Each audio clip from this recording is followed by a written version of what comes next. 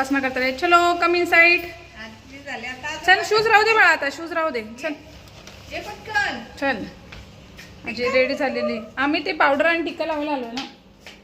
हे पावडर आणि टिक्का द्या जरा आम्हाला, स्मरण द्या. पावडर द्या आजी. चला आजीला कॉफी बनवून द्यायची. आजीला आपण कॉफी बनवूया. ओके मम्मी लावू का पावडर? मम्मी स्मरण लावते त्याला. तुम्ही कॉफी बनवली नाही का? पाणी बॉईल केलेलं? काय नाही केलं का?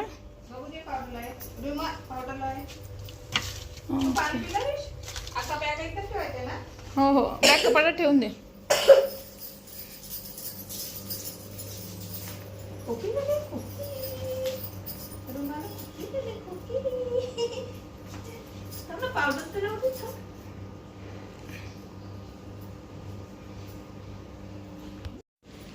हाय हॅलो नमस्कार, तुम्हा सर्वांचं आणखीन एका नवीन व्हिडिओमध्ये खूप खूप स्वागत आहे.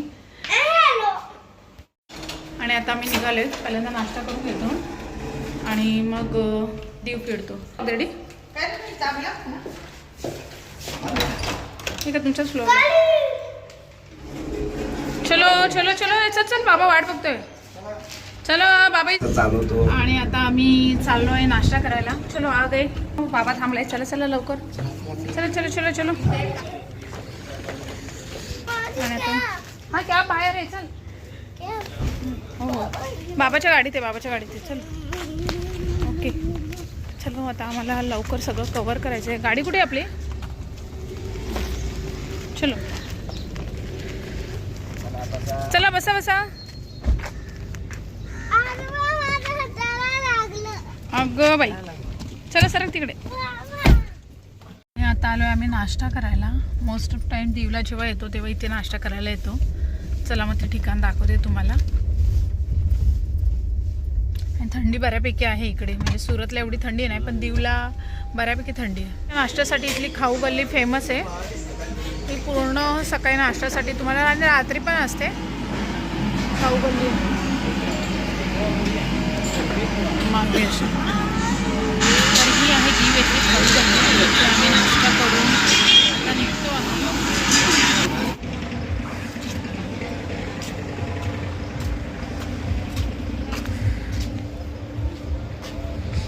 आणि आता नाश्ता करून आम्ही आलो आहे तिथला दीवचा किल्ला बघायला.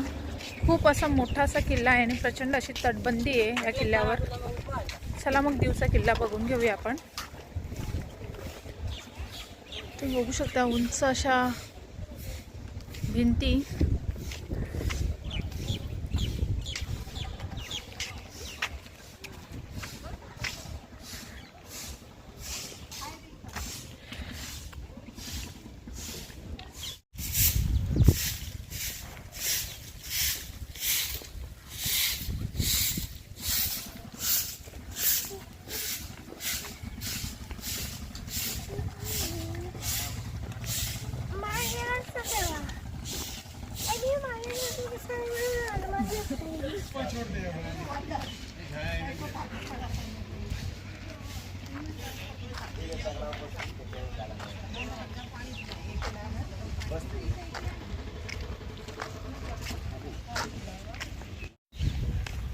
तर आता आपण आलो आहोत किल्ल्यामध्ये. इथनं एंट्री केली आहे. थोडंसं चालत आपल्याला जायचं आहे.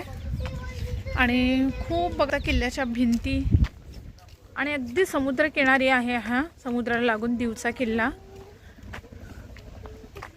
आणि प्राचीन किल्ला असून सुद्धा त्याची तुम्ही बघा व्यवस्थित डागडुजी केलेली आहे आणि अजूनही खूप छान असा आहे. पूर्वी आम्ही आलेलो तेव्हा या इकडच्या भिंती नव्हत्या, भिंती वगैरे.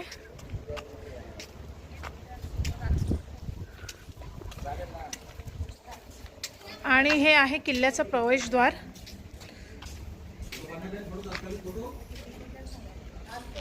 आणि आपण एंट्री केल्यानंतर या साईडला जो भाग आहे म्हणजे आता आपण चाललेलो आहे तो घाट विभाग आहे, म्हणजे घाटाचा भाग आहे.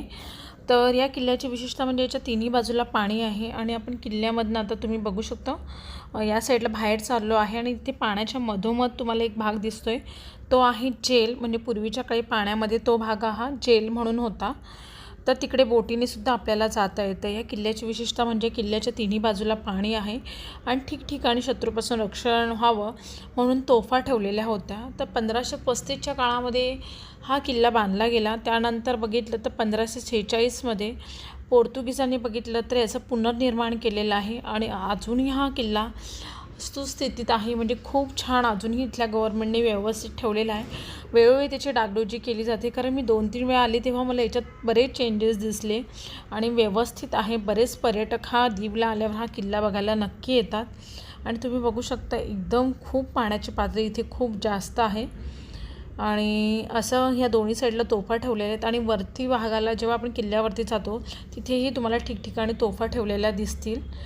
आणि समोर जो भाग आहे ते आहे जेल, म्हणजे जे समोर दिसते तुम्हाला ते आहे पूर्वी जे कैदी वगैरे होते त्यांना ठेवण्यासाठी ते छोटं एक जेल तयार केलेलं आहे। असा हा किल्ल्याचा या साईडचा बाहेरचा घाट भाग आहे। आता आपण हा भाग बघितल्यानंतर आपण जाणार आहोत किल्ल्याकडे। तर आता घाट भागाकडनं आपण चाललो आहोत किल्ल्यामध्ये। आता आपण किल्ल्यामध्ये एंट्री करणार। हा समोर जो दरवाजा दिसतो तिथून आपल्याला घाट भागातनं किल्ल्यामध्ये एंट्री करायचे आणि किल्ल्यामध्ये एंट्री केल्यावर आपल्याला हे एक प्रवेशद्वार लागतं आणि तुम्ही बघू शकता किती भक्कम असे हे दरवाजे आहेत त्या काळातले आणि हा आहे तिथला किल्ल्यामध्ये प्रवेश करण्याचा प्रवेशद्वार। प्रवेशद्वारामधनं एंट्री करतोय आपण आणि आता किल्ल्याकडे चाललेलो आहोत।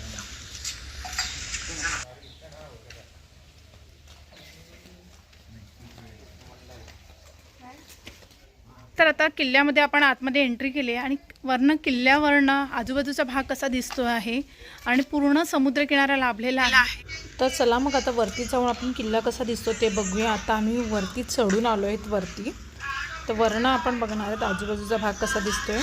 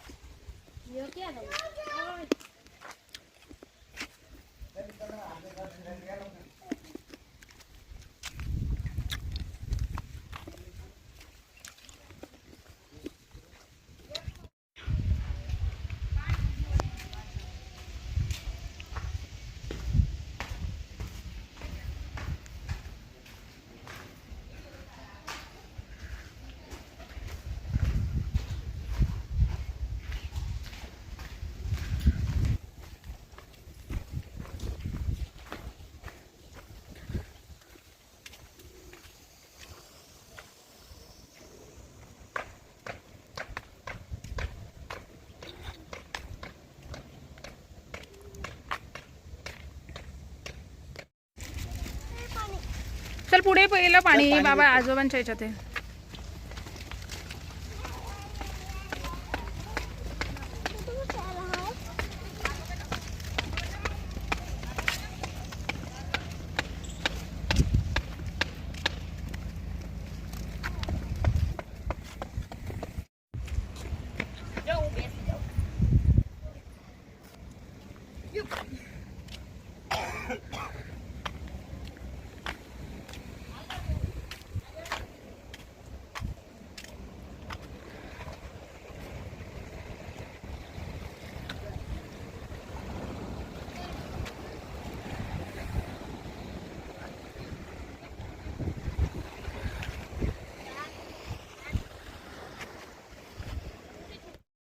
असा हा दूरपोट वरनं दिसतो आणि आता आम्ही निघालो आहोत रिटर्न। आम्ही पूर्ण किल्ला बघितलेला नाही, कारण किल्ला बघण्यासाठी कमीत कमी आपल्याला 3 तास तरी पूर्ण किल्ला व्यवस्थित बघण्यासाठी लागतात आणि आम्हाला इथनं जायचं आहे सोमनाथला, त्यामुळे आम्ही किल्ला बघून आता अर्धाच किल्ला बघून चाललो आहोत आणि आजचा ब्लॉग हा इथेच संपतो। लवकरच भेटू एका नवीन व्हिडिओसह, तोपर्यंत बाय बाय।